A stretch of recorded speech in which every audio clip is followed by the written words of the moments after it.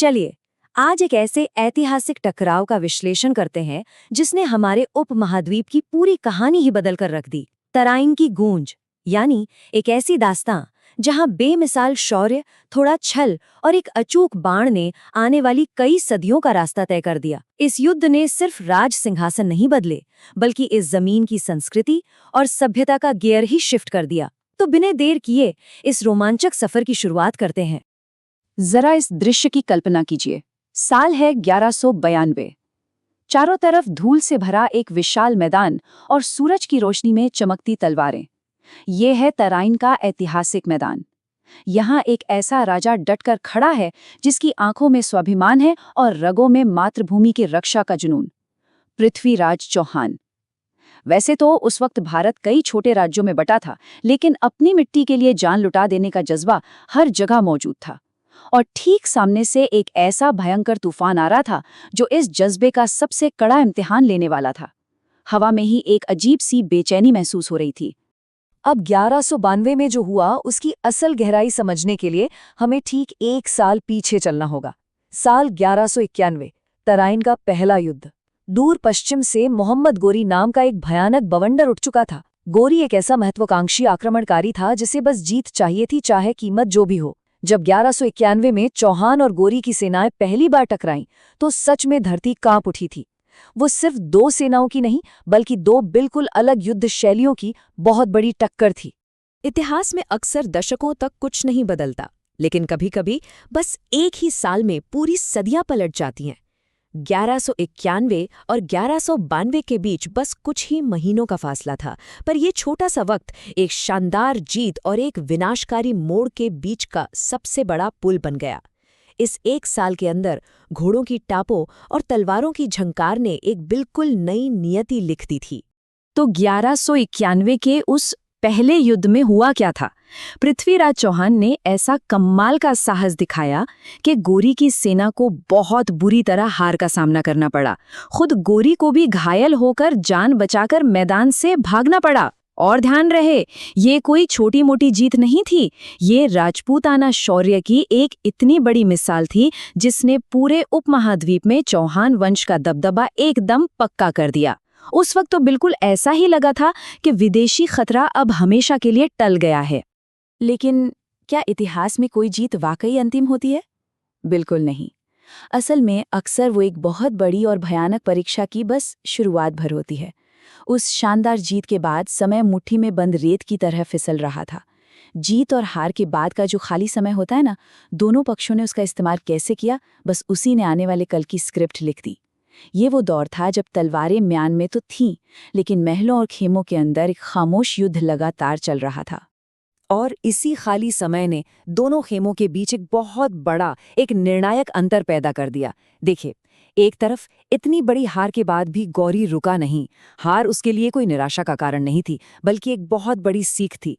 उसने अपनी गलतियों का बारीकी से विश्लेषण किया, सेना में कठोर अनुशासन लागू किया और दोगुनी ताकत के साथ तैयारियों में जुट गया।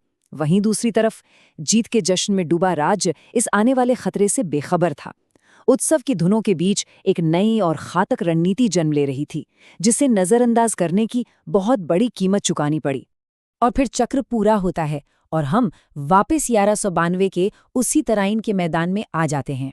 मैदान बिल्कुल वही था, योद्धा भी वही थे, लेकिन इस बार हवाओं का रुख पूरी तरह से बदल चुका था। एक तरफ जश्न का खुमार अभी पूरी तरह उतरा भी नहीं था, और दूसरी तरफ इंतकाम की आग और एक बिल्कुल नई अचूक तैयारी अपने चरम पर थी। इस मैदान पर अब इतिहास दोबारा लिखा जाने वाला था, और इस बार स्याही का नहीं, बल्कि बहुत बड़े बलिदान का इस्तेमाल होने वाला था। अब आते हैं असली गेम चेंजर पर। इस बार गोरी कोई सीधी टक्कर लेने नहीं आया था, वो एक बहुत ही सोची समझी रणनीति के साथ उतरा था। राजपूत सेना की पुरानी परंपरा थी कि युद्ध हमेशा सूर्योदय के बाद ही होगा, लेकिन गोरी ने सारे नियम तोड़ दिए और रात के घने अंधेरे में ही अचानक हमला बोल दिया। उसने अपनी सेना को छोटे छोटे और तेज दलों में बांट दिया।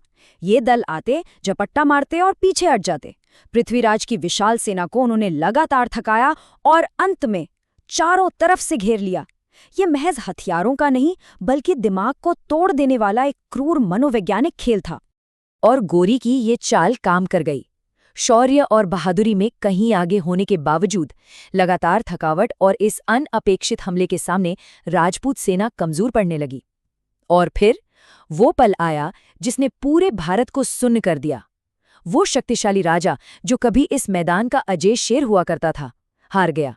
उन्हें बंदी बना लिया गया और उन हाथों में भारी जंजीरें डाल दी गईं जिन्होंने कभी एक इतने विशाल साम्राज्य को चलाया था। एक युग का जैसे अंत ही हो गया। खैर, इतिहास अक्सर वो नहीं होता जो सतह पर दिखता है। यहाँ से इस कहानी में एक ऐसा पन्ना जुड़ता है जो आज भी लोक कथाओं और महाकाव्यों में गूंजता है।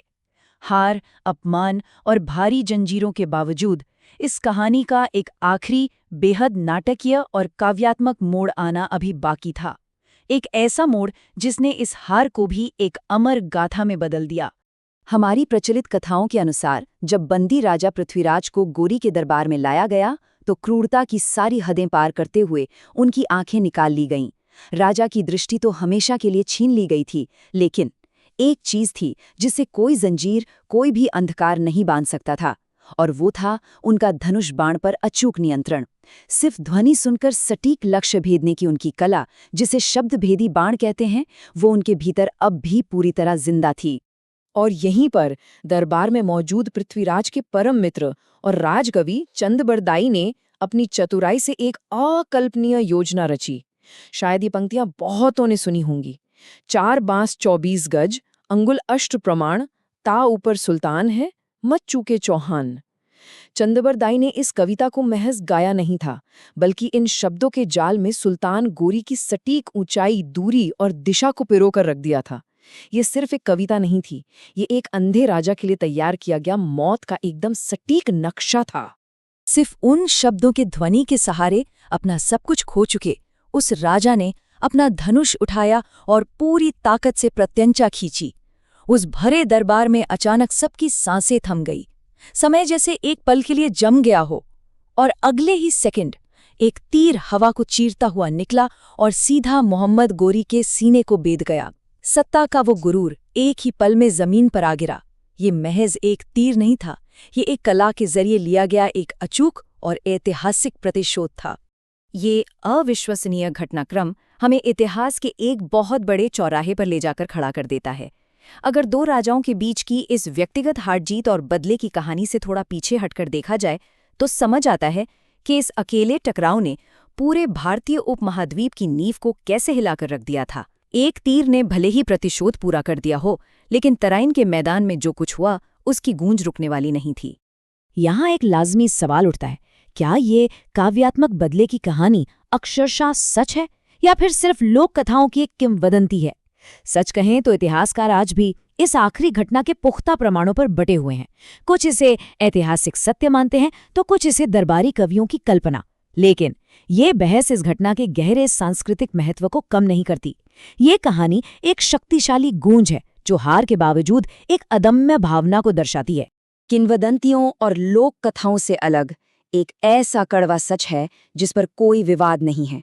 1192 के तराइन युद्ध की वो हार सिर्फ एक राज्य का पतन नहीं थी, वो एक ऐसा निर्णायक मोड़ था जहां से भारत का राजनीतिक भविष्य हमेशा के लिए एक नए रास्ते पर मुड़ गया।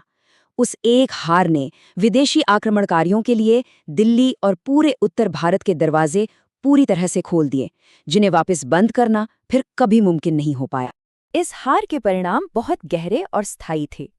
आने वाले वर्षों और दशकों में शासन की एक बिल्कुल नई प्रणाली और एक नई संस्कृति ने इस जमीन पर अपनी जड़ें जमा लीं। वास्तुकला, भाषा और समाज के ताने बाने में ऐसे व्यापक बदलाव आए जिसने एक बहुत बड़ी सभ्यता की पहचान को हमेशा के लिए एक नया रूप दे दिया। 2 अलग-अलग दुनिया आपस में टकराईं और उनके मिलने से एक बिल्कुल नए युग की शुरुआत हो गई। तो तराइन के इस ऐतिहासिक मैदान की धूल जैसे जैसे शांत होती है, ये पूरा घटनाक्रम हमारे सामने एक बहुत बड़ा और गहरा सवाल छोड़ जाता है। क्या ये मुमकिन है कि सिर्फ एक हार से मिली सीख और युद्ध की रणनीति में किया गया एक छोटा सा बदलाव एक पूरी की पूरी सभ्यता का भाग्य दोबारा लिख दे? इतिहास के पन्नों में दर्ज ये कहानी हमेशा याद दिलाएगी कि कुछ गूंज कभी शांत नहीं होती, वो सदियों तक हमें सुनाई देती रहती हैं।